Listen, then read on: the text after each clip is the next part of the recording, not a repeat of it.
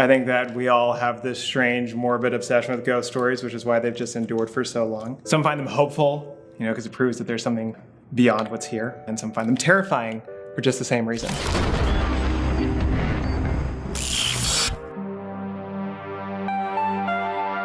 If I were to say that Night School had core pillars, it's really mixing a sense of wonder and danger and humor together. That means we can tell lots of different types of stories. It just also means that we want it to feel real and authentic, and that just like real life, there's always, right after the worst moment, you might have a great moment, and vice versa. One thing I do with collaborators a lot is we essentially talk about a project and then share mixtapes. And so Sean Krankel and I did this. Not only did we have several of the same artists on each of our tapes, I think we even had one or two of the same songs. I would describe the aesthetic of Oxenfree as it's kind of like a stylized version of the Pacific Northwest. It's been painted in a very minimalistic way, but also has this very watercolory vibe to it. It's juxtaposed within the nature of the horror and the supernatural events that happen in the island. It doesn't immediately cue you in that you're about to experience a ghost story or a story that has some darker themes to it. The way it's represented is very storybook-like and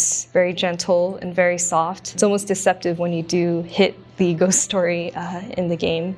When you open up the game, it feels like you're being completely transported into another world that's just kind of drenched in this fog and all this atmosphere. It's really like playing inside an illustration. At Night School, we really pride ourselves in the different art styles that we create for each game. Seeing something so handmade is kind of rare to see in a lot of games. A lot of times these worlds do feel more procedurally generated, but there's something nice about seeing something that's been individually painted, as painstaking as it is, but very wonderful to experience. It's just the vibe, it's such a strong and unique visual style and feel to it that it's really, really beneficial to just kind of soak in that vibe and help the music enhance it in any way it can. Since the characters are much older in Oxenfree II, I think we really wanted to lean into their experiences in past life. I think having a bit of that wear and tear, or a bit of wrinkle here and there, or just folds within the backpack. Again, with posture and animation, and that also could be another signifier to show a character's life experiences.